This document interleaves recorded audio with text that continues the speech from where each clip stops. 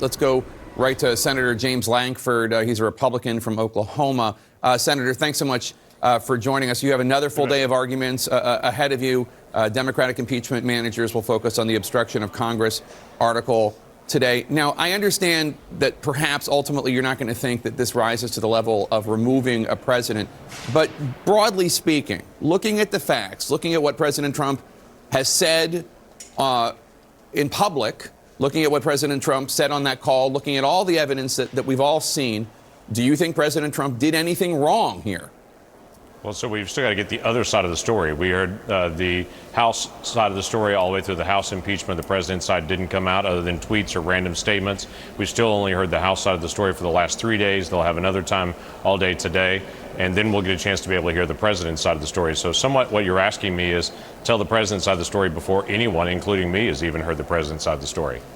He's been talking publicly about his side of the story. We know as a fact that the president asked Ukraine to conduct these investigations that it's being argued would benefit him politically, investigations into the Bidens, investigations into what his own aides have called a debunked conspiracy theory about Ukraine in the 2016 election.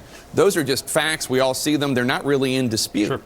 So there are a couple of things that are in dispute. It's the motivation, and that's where the House managers are really focused in on is motivation. This was his motivation. This was his motivation. So you've got two different things here. One is the debunked theory about Ukraine was really the source of all the elections. The president was pretty clear in the phone call to say, hey, there are some people saying this. We know that there are other people. The House managers have already identified all those people. That some people are telling the president one thing, some people are telling the president another thing about this. There's nothing wrong with the president saying to the president of Ukraine, hey, I've got people on both sides that are talking about this. Can you help us be able to figure out if there's anything to this? So I really don't see the issue. The House managers had absolutely no success in trying to answer the 2016 question about where did this interference come from, how that affects his 2020 election.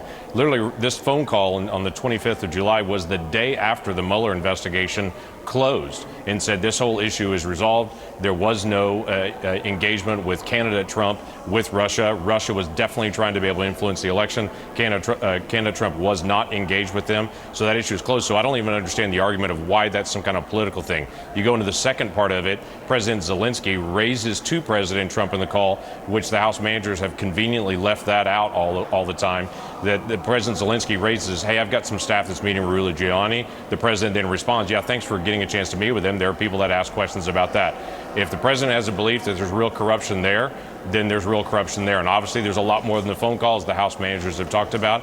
But again, they're trying to strike it. This was his motivation.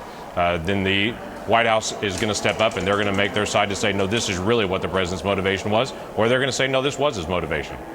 You think President Trump is really concerned about corruption?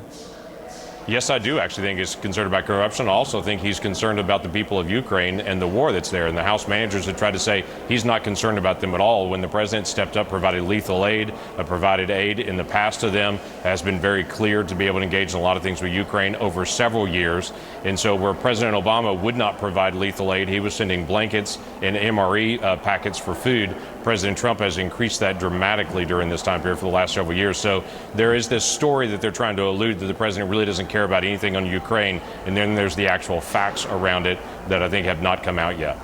Can you give me, I'm sorry, Wolf, can you just give me one more example, one other example of anywhere where President Trump has ever expressed concern about corruption? Russia, Saudi Arabia, Israel. I mean, is there any example you can point to where President Trump has expressed any concern about corruption? Sure, I can. If you want me to send you a long list, I can send you a long list. What you're trying to do is put me on the spot. Just give me a couple you're trying to put me on the spot to be able to talk about international world policy on that, but he's talked about corruption all over the world. So there is this spin that's out there all the time to say the president is corrupt and he likes only corrupt leaders, and so that there's this constant spin in the national media. That is not true. And there are lots of areas where the president has reached out directly on areas of corruption. If you want me to send you a list on that, I can certainly be able to pull that together and get it to you. It sounds, Senator, this is Wolf Blitzer, it sounds like you've already made up your mind. Is that right? What I'm waiting to be able to hear is the rest of the story on this and to be able to get all the details. I have a whole list of questions that I have for the White House when I hear their side of the story. And then there's also a question time. And if I don't get answers from the White House, then I have question time to be able to continue to be able to get those details. There are important facts that need to be able to come out. And I want to be able to get all those important facts out there and then to be able to make a final decision. I know you've been speaking with your Republican colleagues. Do you believe there are 4 votes that would be necessary to bring the number to 51, 47 Democrats? If there are 4 Republicans, there will be witnesses that will be called. Are there 4 Republicans?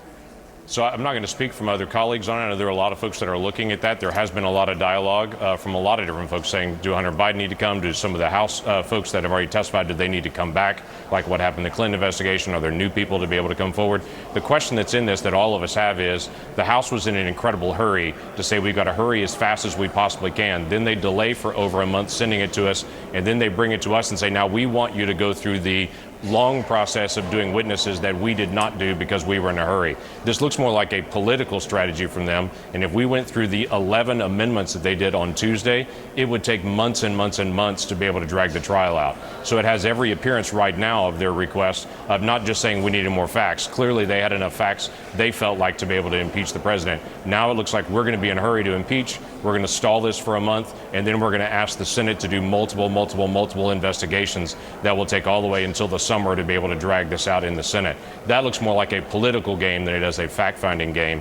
The first thing that we need to do is respond to the facts that are in front of us. If there are additional facts that we need to go get those additional facts. But if this is just a stall technique, then we do not need to fall into their political stall technique. Oklahoma Republican Senator James Lankford, thank you so much for your time, sir. Always appreciate it. Thank you.